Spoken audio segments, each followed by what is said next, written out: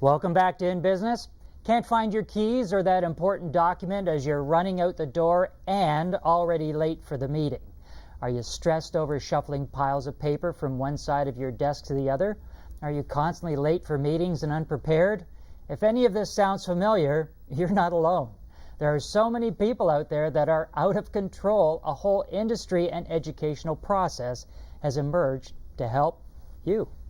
Karen Sensich is the president of Havoc to Harmony. It is said that Karen has been organizing others since she was a child and now uses her corporate background in human resources to help others organize their office, their business, and their life. Also on the panel is Mike Johnson. Mike is a professor at Trias College, specializing in business. Mike instructs on the importance of time management and how critical this skill set is to success. Karen, Mike, welcome to the show. Thanks for having me. Let's talk about why this even happens in somebody's life. Karen, what's your experience? How do people get so messy? Well, as we were discussing before, sometimes it's the way that they were brought up. If they were brought up in a messy home, sometimes they'll carry that forward. But increasingly, we're seeing more and more people who were brought up in a neat home, exhibiting, cluttered homes, suffering from what we call chaos, can't have anybody over syndrome. And I think it's because there's so much else that they would rather be doing.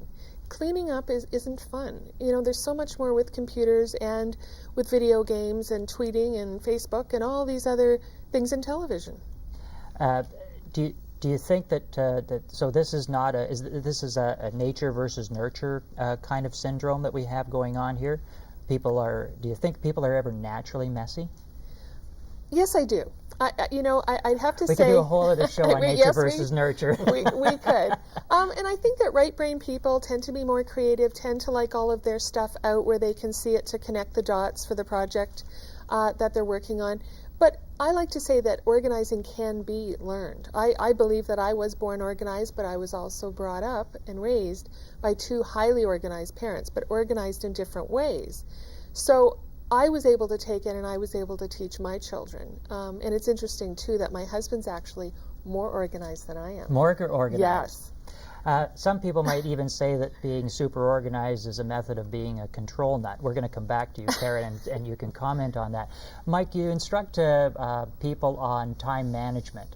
Are people are they naturally not good time managers, and is a learned skill?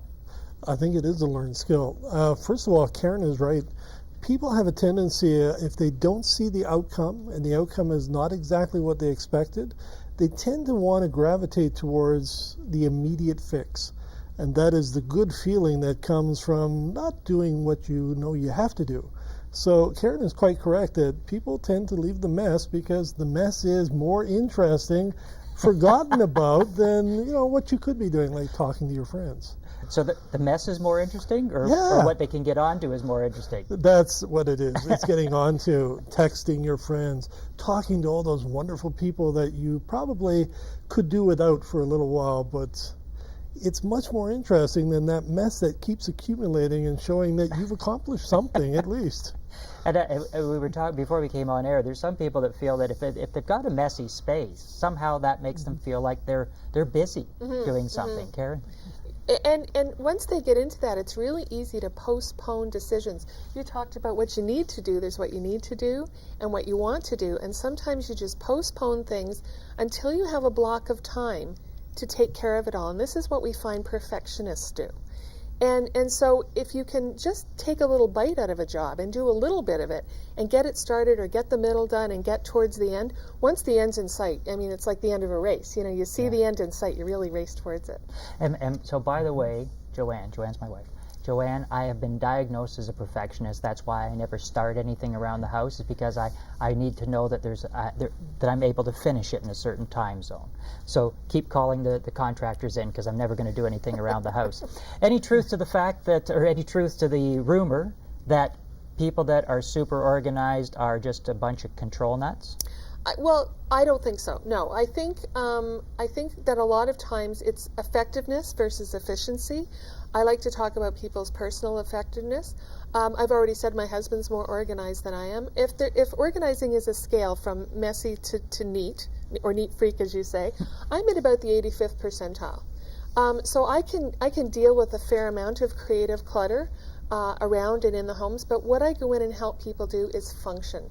You know, if they're not able to find their things, organizing isn't about how things look, it's about how things work and how fast you can retrieve what it is you're looking for. And I have some really good success with perfectionists and showing them how completion energy or doing a little bit of a job can feel just as good as finishing the whole job. That's okay. So maybe I just need some therapy. That's what I need.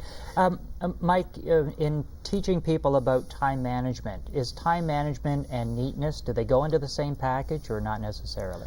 They don't necessarily follow. If an individual believes that there is something to be done, they'll try to avoid it.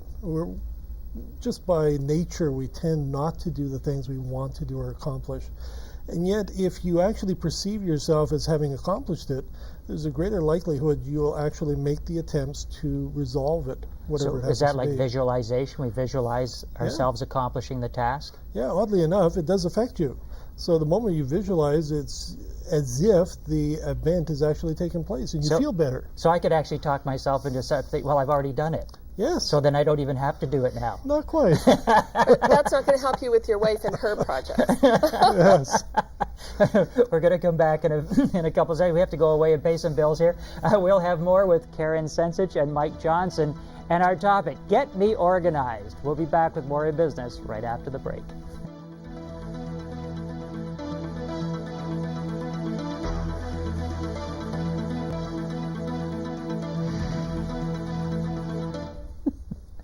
Welcome back to In Business. In the studio, we have Karen Sensich from Havoc to Harmony and Mike Johnson, a professor at Trieste College. And our topic tonight is Get Me Organized. And apparently, I'm going to be the test case here because I have issues apparently about being organized. When off camera we were talking about I have this insatiable need to be super organized. So I organize and organize and organize, and everything's perfect on my desk, and everything's perfect in the files.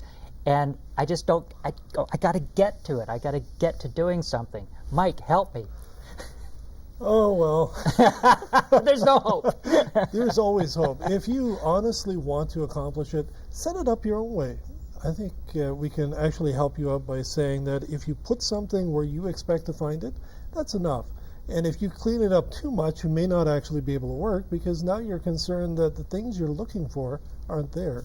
But if you put those elements that you intend to use within a short period of time and you put them where you expect to find them, I can almost guarantee that your productivity will increase. But I get so frustrated when I can't find things. So that's, that's, I guess, something I need to work on as well. How do people deal with, let's talk about the bosses of people that are going through this.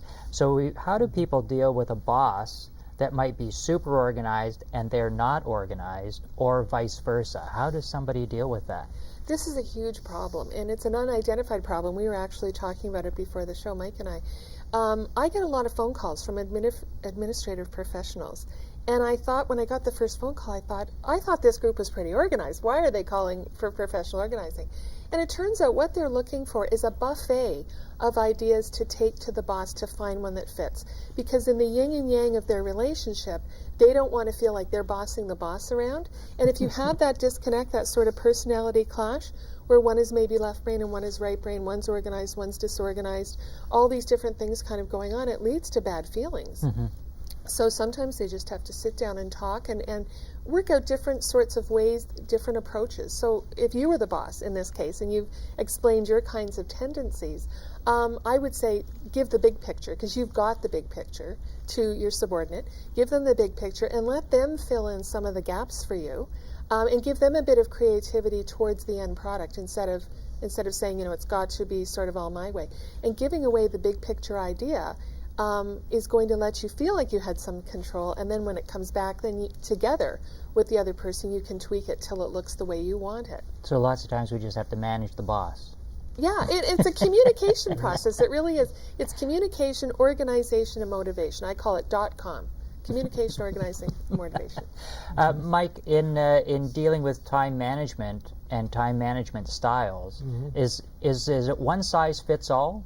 No, it's not. It's personalized for every individual. There is a specific way that you feel the most comfortable. And when you feel comfortable, you're more likely to do the things that you need to be done. But it's when you actually decide to look at the clutter, and you probably have this experience, as you just illustrated, a few moments ago, major problems. But as you think about it, the interesting thing is you'll find more pleasure doing other things. So what you I need do. to do, yeah, there Yes. you go. I get sidetracked into something else. Fantastic. And what you need to do now is bring yourself back to the original idea, which was to clean up. And it might be just for your wife. It may actually be to make her smile, make her look at you in a different way for that special opportunity, or it may actually be for yourself, to make it easier for yourself. And I think when I finally end up doing the things, it really is for me, because Joanne's a wonderful person. She doesn't bug me about this kind of stuff, and we're fairly closely matched in our styles at home, so it's fortunate in that regard. Is clutter and mess necessarily a bad thing, Karen? No, it's not necessarily a bad thing. It's not about how it looks, it's about how fast you can achieve what you want or what you need at a time. So think about, where's your passport? Where are the keys? Where's your telephone? And people lose these kinds of things all the time because they haven't got a home. So the key should be on a hook. The passport should be in a very safe place where passports are kept with other travel documents, that kind of thing. So a little bit of mess, as long as you can reach through it and get what it is that you're looking for, is okay. So the critical items. Yeah. When you're Mike, when you're teaching somebody about time management, where do you start? What's the beginning of the process? Well, oddly enough, it's not at the beginning, it's at the end. Oh, If you know what you really want to accomplish and you're absolutely focused on what it is, then you can basically backtrack and say, well, I don't need that on my desk, I don't need that on my desk. And you begin to whittle away what you don't need. Very quickly, you begin to discover that you can go through things very quickly because you know exactly where you have to start, because you already saw the end, and you know exactly what has to be there. and how do we? So we're starting at the end, and I guess backing through a Gantt chart, so to speak. So we've got deadlines that we have to hit all the way back here. Now that's one project. Now I've got a dozen of these. That I've got a dozen balls in the air like this. How do I manage that? Start with one. Start with The one. problem is, we love the idea of multitasking. We all want to be masters of everything. But the reality is, you can only do one thing effectively, correctly. So why not start with one, the most important, and then work your way down the list to those things you don't need. And we're going to be back. Coming up, there's more with Karen Sensich and Mike Johnson on our topic, Get Me Organized. Stay with us. We'll be back in 1 minute and 30 seconds right after a few words from our sponsors.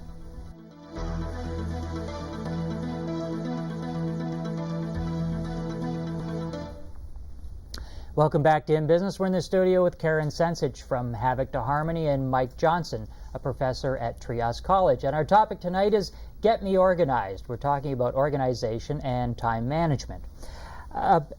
Karen, how does this organization, non-organization, how does that affect people in their personal lives?